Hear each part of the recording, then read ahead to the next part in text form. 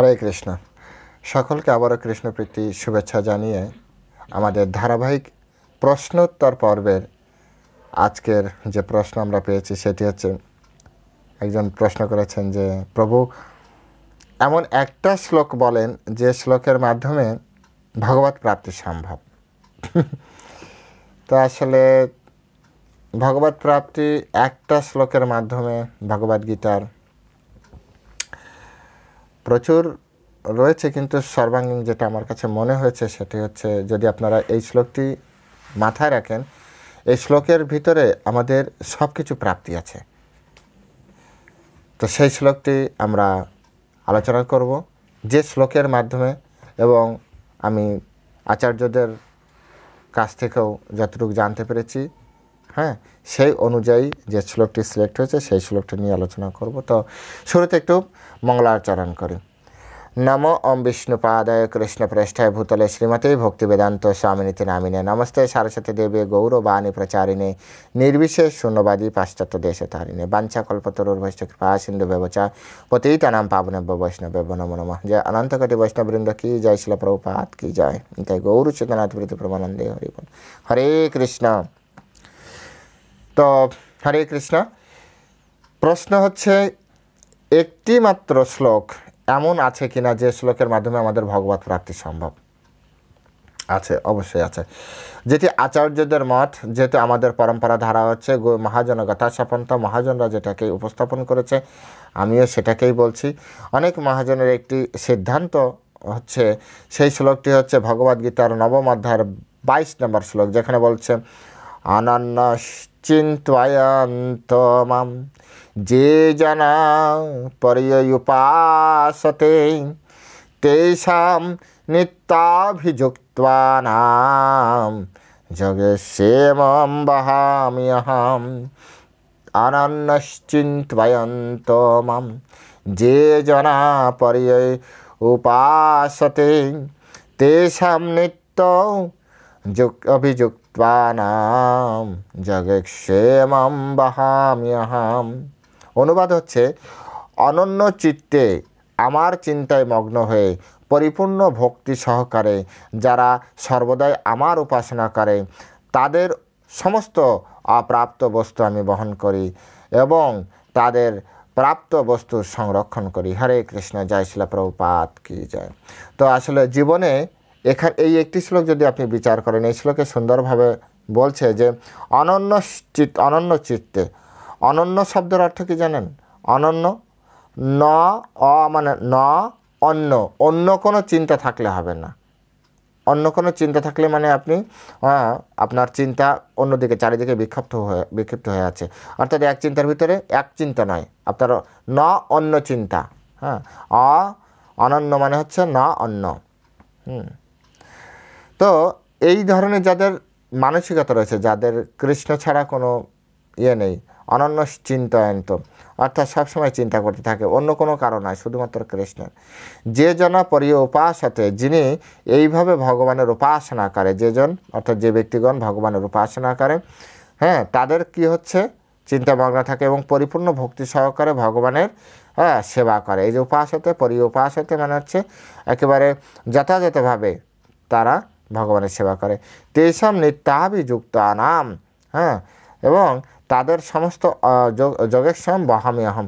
নিত্যাভিযুক্তানাং মানে হচ্ছে, নিত্য মানে সর্বদা, অভিযুক্তানাং মানে হচ্ছে ভগবত ভক্তিতে যুক্ত, অর্থাৎ যারা সম্পূর্ণ একাগ্র চিত্তে পরমেশ্বর ভগবান শ্রীকৃষ্ণের উপাসনা করে, পূজায় ব্যস্ত আছে এবং ভজনায় ব্যস্ত আছে, সেবায় ব্যস্ত আছে, এবং তারা হচ্ছে কেমন, ভগবত ভক্তিতে নিত্য সর্বদা অভিযুক্ত নাম ভগবত ভক্তিতে যুক্ত। এই ধরনের ভক্তের ক্ষেত্রে ভগবান বলছেন যোগক্ষেমং বহাম্যহম। এই জগতে আমরা যা কিছু করছি, এক ইনকামের জন্য, দুই হচ্ছে রক্ষা করার জন্য। মৃত্যুর আগেও তার চিন্তা থেকে, আহারে আমার দলিলে এই দলিলে সই করা হয়নি, ওখানে টাকা আছে, ওখানে টাকা আছে, এইরকম সারা জীবন ধরে আমরা চিন্তা করি কি এটি ইনকাম করবো, সেটি ইনকাম করবো, এটা করবো, সেটা করবো। দু ধরনের, আপনি দেখুন, দু ধরনেরই আমাদের একটা বিষয়। এক হচ্ছে কিভাবে ইনকাম করব, আর সেটাকে কিভাবে সংরক্ষণ করব। এছাড়া আর কি আছে? বলবেন ভোগ করব, ঠিক আছে, অনেক কিছু আছে। আপাতত এই দুটোই বুঝুন না, যে আপনি কিভাবে ইনকাম করবেন, ইনকামের সাথে ভোগ বৃত্তি সেগুলো সব কিছু রয়েছে, আর সাথে হচ্ছে আপনি এগুলো কিভাবে সংরক্ষণ করবেন।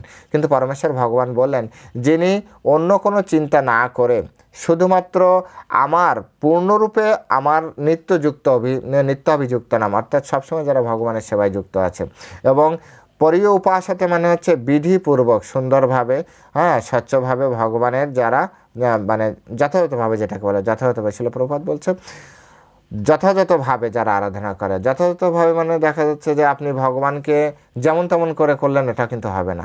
অনেকে আছে যে এরকম আছে না, আমাদের মন্দিরে আছে দেখি গোপাল নিয়ে ঝোলাতে ঝোলাতে আসেন।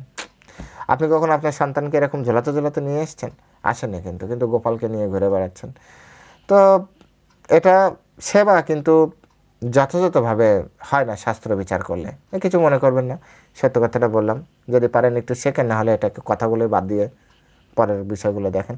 তো এখানে সেই কথাটা বলছে, যদি আমরা যথাযথভাবে ভগবানের সেবায় যুক্ত থাকতে পারি, ভগবান বলেছেন তোমার তো দুটোই সমস্যা, এটাই নিয়েই তো তুমি চিন্তা করো যে কীভাবে ইনকাম করবে তুমি আর কিভাবে এটাকে সংরক্ষণ করবে। যাও, এই দুটির ভার আমি নিলাম।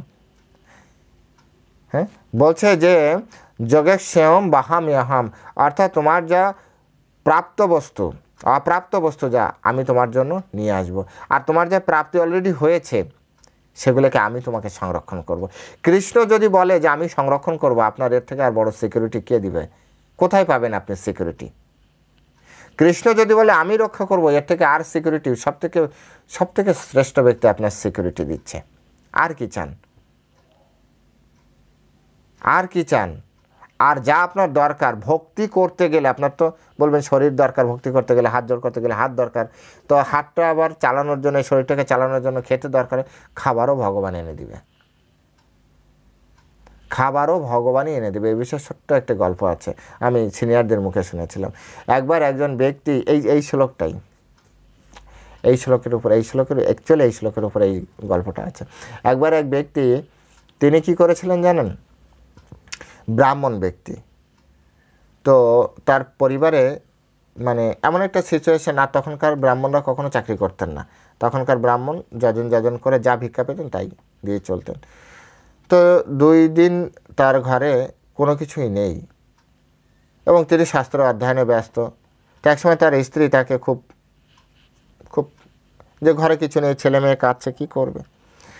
তো তখন উনি ওই দিন এই শ্লোকটি ওনার সামনে উনি পাঠ করছিলেন। পরবর্তীতে এই শ্লোক উনি ক্রস দিয়েছিলেন যে কথাটা ঠিক না, ভগবানের এই কথাটা ঠিক না, এটা শুধু কথার কথা, বইয়ের ভিতরে লেখা। এই বলে উনি ভিক্ষার ঝুলি নিয়ে বাইরে বেরোলেন। যখন বিকেল গড়িয়ে যাচ্ছে তখন উনি ফেরেন, ভিক্ষা কেউ দিচ্ছে না। এমতো অবস্থায় 2টি ছেলে 2টি ঝুড়িতে করে প্রচুর পরিমাণে চাল ডাল সবজি এই সব বিষয় ঘরে নিয়ে এসেছে।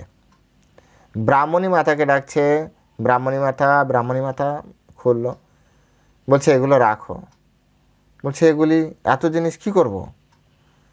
বলছে হ্যাঁ, ব্রাহ্মণ পাঠালো, ঠিক আছে। বলছে এত জিনিস কোথায় পেলো? জানি না, আমাকে দিল, আমরা বয়ে নিয়ে এসেছি। ঠিক আছে, উনি বয়স্ক মানুষ, পারছে না, আমরা বয়ে নিয়ে এসেছি। আমাদেরকে বললো তুমি একটু দিয়ে আসবে, আমরা বললো ঠিক আছে যাচ্ছি, যাই দিয়ে আসি। দিয়ে গেল। সন্ধ্যার পরে, ঠিক সন্ধ্যার আগে ব্রাহ্মণ ফিরে এসেছে অত্যন্ত দুঃখী হয়ে, কিছুই পায়নি ভিক্ষা, অর্থাৎ আজকের দিনে উপবাস। ঘরে আসতে না আসতেই ব্রাহ্মণী তো খুব খুশি, আরে তোমাকে এত জিনিসপত্র কে দিল, কে কি দিয়েছে? কেন তুমি যাদেরকে দিয়ে তুমি পাঠিয়েছ, কাকে দিয়ে আমি কি পাঠিয়েছি? ও মা, এই যে 2টি ছেলেকে দিয়ে তুমি এত চাল ডাল, কত সুন্দর সুন্দর সবজি, দেখো আমি সব করে কিছু রেখেছি আর কিছু ভগবানকে ভোগ লাগিয়েছি। হ্যাঁ, কাদেরকে পাঠালাম? তারা কোথায়? বল চলে গেল। কেন চলে গেল? তুমি থাকতে বললে না, প্রসাদ পেয়ে যেত। ব্রাহ্মণী বলছে আমি বলেছিলাম প্রসাদ পেতে, কিন্তু ওর ভিতরে কালো করে একটা যে ছেলে, সে বলল আমাকে একজন আমার জিহ্বা কেটে দিয়েছে, সেজন্য আমি খেতে পারছি না। যখন এই কথা বলেছে তখনই ব্রাহ্মণের মাথায় হিট করেছে। হ্যাঁ, জিহ্বা কেটে দিয়েছি। দেখতে কেমন ছিল দুটি ছেলে? বলছে একটা খুব ফর্সা, আরেকটা হচ্ছে খুব শ্যামলাটে টাইপের। কেমন বয়সের ছিল? কত 14, 15, 16, 17 এরকম। কখন এসছিল? এরকম সময় এসছিল। তখন উনি যে ভগবানের কাছে প্রার্থনা করলেন, বললেন যে ভগবান তুমি, নিশ্চয়ই আপনারাও এতক্ষণে বুঝতে পেরেছেন যে কারা এসেছিল। তো অ্যাকচুয়ালি এই শ্লোকটাকে নাকি বলা হয় আচার্যটা বা ওই গল্পের মাধ্যমে বোঝাচ্ছে এই শ্লোকটা হচ্ছে ভগবানের জিহ্বা স্বরূপ। পুরো ভগবদ গীতাটাই ভগবানের জিহ্বা স্বরূপ, কারণ ভগবান জিহ্বা দিয়ে এই কথাগুলো বলেছে। তো যাই হোক, আমাদেরকে ভগবানের উপরে পূর্ণ বিশ্বাস রাখতে হবে।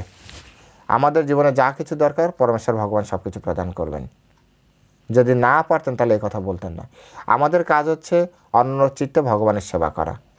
আমাদের যা কিছু দরকার ভগবানের সেবা করার জন্য যা কিছু দরকার ভগবান প্রদান করবেন। কীভাবে এনে দেবেন, কার মাধ্যমে এনে দেবেন, কীভাবে পাঠাবেন, ওটা তো ওনার চিন্তা। আমাদের এক প্রভু খুব সুন্দরভাবে, আমার খুব প্রিয়জন, তিনি বলেন ভাববার যিনি ভাবছেন তিনি, তুমি ভাবো তাকে। যে ভাবার সে বসে বসে ভাবছে, তুমি তাকে ভাবো। আমাদের অত টেনশন নিয়ে লাভ কি? তো হরে কৃষ্ণ, সকলে ভালো থাকবেন। জয় শ্রীল প্রভুপাদ কি জয়। যে যারা চ্যানেলে প্রথমে এসেছেন অবশ্যই চ্যানেলটি সাবস্ক্রাইব করবেন। আর যারা রেগুলার শুনছেন বা এই কথা শুনেছেন অবশ্যই আপনার বন্ধু বান্ধব আত্মীয় স্বজন প্রত্যেকের কাছে ভিডিওগুলি শেয়ার করুন। দেখবেন একদিন না একদিন এই ভিডিওর কোনো না কোনো কথার মাধ্যমে কোনো না কোনো ব্যক্তির ভক্তিজীবন শুরু হবে। হরে কৃষ্ণ, জয় শ্রীল প্রভুপাদ কি জয়।